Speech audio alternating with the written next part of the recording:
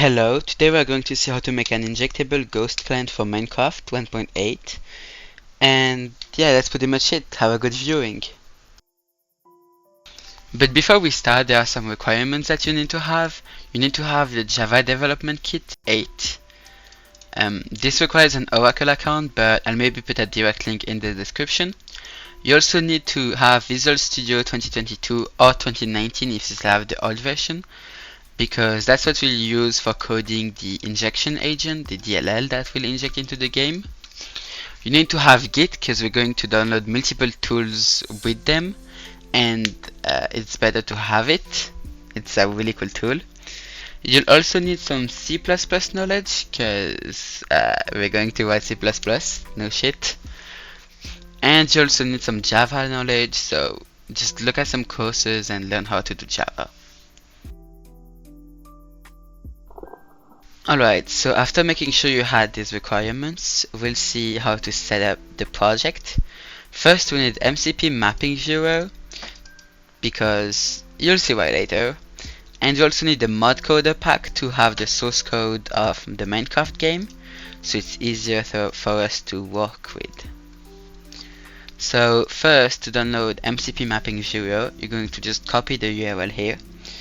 You're going to create a folder in your desktop, so here I already did that. And I made two folders, but you can just really put it in one. So first you're going to go into mappings, for example, and you'll open your terminal and you'll type git clone to clone a repository and download it. And then you're going to press right click so it pastes in the URL. And you're just going to press enter and just wait that it downloads it. Alright, so now after downloading it, we'll cd to change directory into it. And we're going to compile it with Gradle.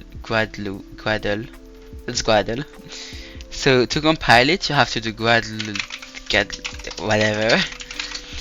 And then I'll also like to set up the Java home, because sometimes since that project and shit uses ASM, if you have Java home to 19 or something like that, it won't work. So just go into your programs, so go into scene and program files, then search for Java. You have Java, then go into your JDK 1.8. It's going to be JDK 1.8.0, and then you're going to have an underscore and some numbers. Now you're just going to take that, and now you type gradle build-d-org.gradle.java.home equal. You're going to put in the quotes here. You're going to right click to paste and end the quote. And you're gonna press enter and just wait that it runs. So now that it's run, if we refresh this, we should see a build here, and in libs we have this. So now you can move this here and you'll put it here. Now for MCP, after downloading it, you will first extract it. So just take everything out of it. It might take a little bit of time.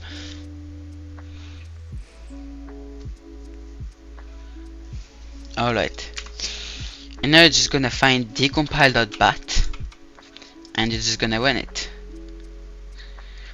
If it says some error saying you have to launch Minecraft with the launcher, just download the official Minecraft launcher and launch the Minecraft 1.8.8. And yeah, here we'll just have to wait since this takes a lot of time, and I'll be back.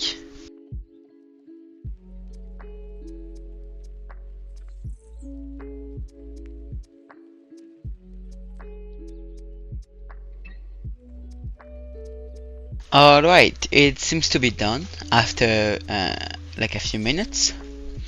So now you can just press any key and you're done. So now here we basically don't care about that because we don't want to make a Minecraft client. We only really care about the source folder, because now we have access to a decompilation of Minecraft source code, and it's going to be way better for working with it.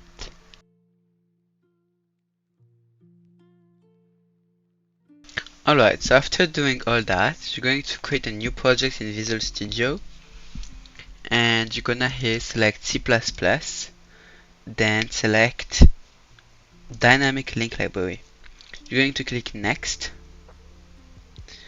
and then here you're going to put in the path of the desktop folder you made. In solution name, you're just going to put project, and here in project name you can put in agent, and make sure this is unchecked, and now you can just create your project. Right, so after we created the project, Visual Studio works with some filters like this, and I don't like that, like no one likes that, so you can just enable here this button to only show the files. Also, by default, it uses something called headers, like I forgot how it's named, precompiled headers. And we're not going to use that in this tutorial, so you can just go ahead and delete these items. Alright, so after doing this, we're going to put here the mode of the solution to release, because yes, because debug is pretty slow when you run it, and release is just better overall. It's faster. Now we're going to I like to use recent C++ version, so here you can just put that to C++ 20. In advanced, we're going to use the multi-byte character set, and we also need to disable precompiled headers here. Alright, now after this we're going to go into open file here, which will show the solution folder.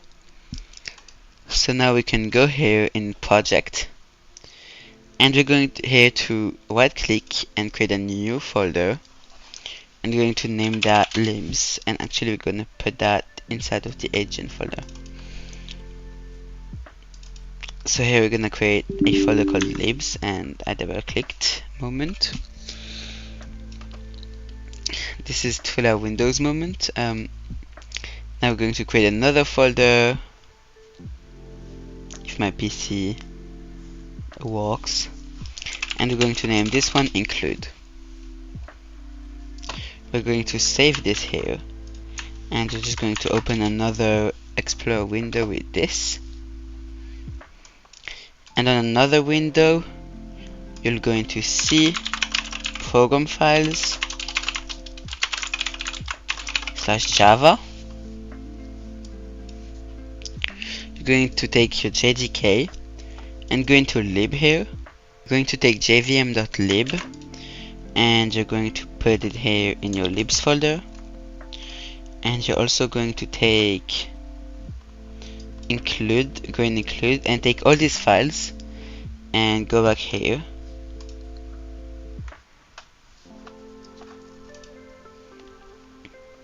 and put it in your include folder.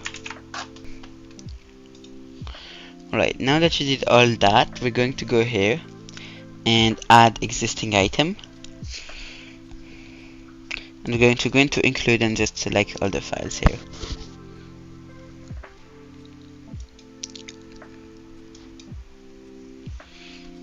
Alright, now we're going into in project properties, VC++ directories. In include directories, we'll just add include, and in library directories, we'll add libs. Alright, so after doing that, we'll make the code cleaner.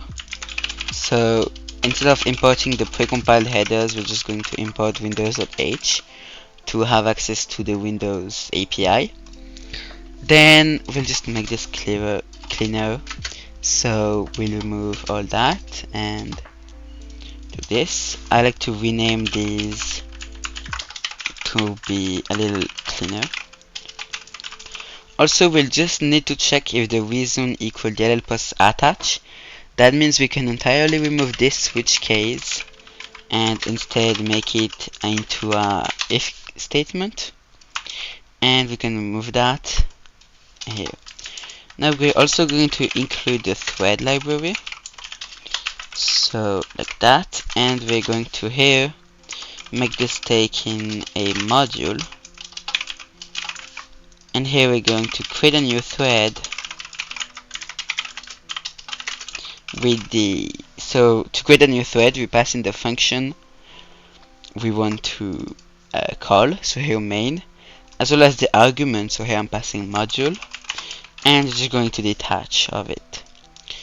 Now that we have a thread, we can start getting the JVM and the JNI env. So how a Java app works, if we look like in main code for example, and we search here for Java, we can see that this app actually here, if we go into modules, it has a DLL called jvm.dll, and this is the Java virtual machine. That means that this here is the thing that executes the bytecode, the Java bytecode. So to get a Java VM here, we have to import JNI. JNI is the Java native interface, so we can call the methods from JNI. And here we're going to register some variables. So we're just creating a pointer to a Java VM and a pointer to our env, JNI env. So here I forgot to include, if you go back into C program files Java, you go back in here, you go back in include, and you take 132, and you'll take these two files here and put them in your include folder. Then you can close that and add them here. So these two files, we're gonna add them here, and now we should have JNI get created Java VMs. So now we're going to try and get the created Java VMs, and this function takes in a pointer to a pointer of a Java VM, a J size, and another J size. So if we look at the function calls, well, it doesn't say anything, but we can take a guess that this is probably going to be something like reserved. And so here we can just put in a null pointer. Here it's asking for a Java VM, and here it's asking for the number of Java VMs we want to get. So we're going to pass in the JVM, and then we want to get one VM, and we want here to just pass in null ptr. And now we can check if this is not equal to JNI OK, then we'll say fail to get created Java VMs, and we can return. Now we also add a check here to check if we can attach to the current thread to get this env. So you have to do JVM attach current thread. You're going to pass in your env, and it's asking for arguments, so you can just put null ptr. And if that is not equal to JNI OK, we can just say fail to attach to the current thread. Now after this we can say a success, something like that. But now you see there's an error because this function here asks for a void pointer, and we're passing in a JNI env pointer. So we can fix that by casting this to a void pointer, and that's pretty much done. Right, so now there's an issue, is that when you launch Minecraft there's no console. So let's just create one using alloc console, but this just creates the console window, and std out, the standard output, is not redirected to it. So we just need to free open, but this here is insecure and deprecated. So we're going to use instead the function called freeopen-s, and we can do that right here. Now I think that's pretty much it, so we should build, and if you did everything correctly, that does not work. In linker, go to input, and here you're going to add jvm.lib. That's the file we copied into the libs folder, and you need it to access some JVM functions. Alright, now let's compile and you're done. Now you're going to right click in Java in Process Hacker. By the way, if you don't have Process Hacker, you can download it in the description. And you're going to inject DLL, and here you're going to go into your folder x64 project x64 release, and you're going to have an agent.dll which you can just run, and it's a success. So that's nice. Now let's try to get the Minecraft class. So if we try to do that, we can just do auto Minecraft class, basically just do that.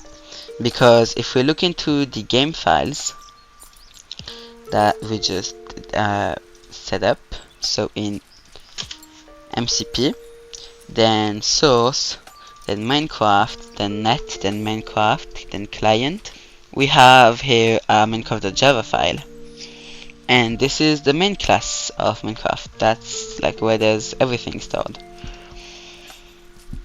So to do that, we can just do this, and then we'll printf to see what's the value, and we'll just do that and build. And now if we inject again, we'll see that there's an issue, it's null, so it cannot get the class correctly. Now let's compare. If we run the game again and we get the instance, because I'm using a Prism launcher, so that's an instance, and now we have to find the Minecraft jar, so it's going to be here, then it's going to be in libraries, then com, Mojang, Minecraft 1.9, and we have the Minecraft jar here. Now if we get this jar and go into jdeg.app, for example, and we're just taking that jar in, well, you'll see that Minecraft class is not here. And actually if we search for a class named AVE and then we compare it with what we have in VS Code, you'll see that it's exactly the same. Now why isn't that named Minecraft? Well, Minecraft uses something called mappings, and that's where MCP mapping viewer comes in handy. Because these mappings basically are like saying that net/Minecraft/Minecraft equals to AVE. So using MCP mappings viewer, we have to select the Minecraft version because the mappings are different for each version. And if we search Minecraft class here, we'll find AVE. So now if we put this here to AVE and try again, so we'll go here, and by the way, since MCP mapping viewer is made in Java 2, you're maybe going to see 2 Java here. So the one with the most RAM, which you can select by just clicking this until it's a down arrow, is actually the one that Minecraft is. So if we just inject the agent now, we see that it can find the Minecraft class. Alright, now let's try to get the Minecraft instance.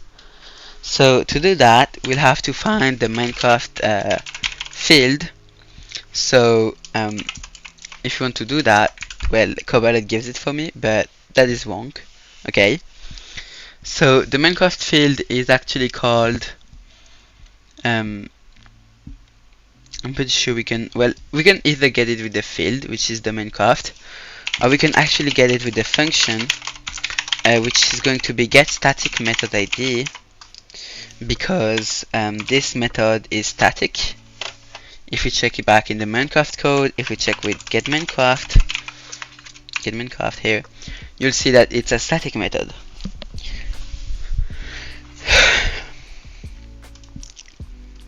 Alright, so after getting this method, if we search here, this is the methods part and this is the fields part. So if we search for get Minecraft here, which is right here, we realize that the name of the mappings, like the get Minecraft mapping name,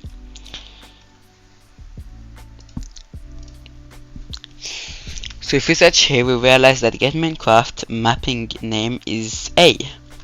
So we'll just put A here. And now there's this part, which is called the signature. If we check here on JNI types and data, this is the Oracle documentation. We'll realize that each type has a signature. For example, a boolean is a Z, a byte is a B, a char is a C, etc. So also there's a method type, which here we are using because it's a method. We see that it's the arguments and then the return type. So if we look into MCP mapping viewer, it just gives it for us. Now if we compare,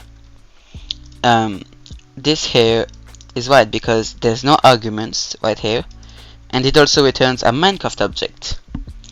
But this won't work because as we saw just before, Minecraft class doesn't exist, and this is instead AVE. So now that we can get a method to just get the object, we just have to call a static object method, then with the Minecraft class and with get Minecraft, and these three dots here are for the arguments, but since we don't have any, we don't need to put them here. And now we should have a Minecraft object. So if I check here and try to print it and we build and we inject again, we can get a Minecraft object. Perfect. After doing this here, we will try to get the player. So to get the player, it's a field which is the player here. If I can find it, which is an entity player SP and it's named the player. So let's just get the player field, and to do that, we'll get the field ID from the Minecraft class, and the field is named the player. It's named H. And then there's a signature here too, but the player here, it's not a boolean, a byte, a char, etc. It's an entity player SP, so that's going to be the same as this. We basically have here the class like header, I guess, because that's how you start a fully qualified class. Then you should put it the name of that class. So if we search, in our case, it's going to be entity player SP, which is BEW, and then the semicolon. Now when we want to get the player, we'll just get field, get object field, because we want an object. With the J object here is going to be the object holding the field. So here it's going to be Minecraft, and then the field ID is just the player field.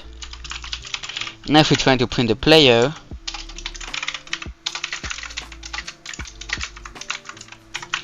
well, we'll see there's kind of an issue here, because this is null again. And why is that? Well, it's actually pretty simple.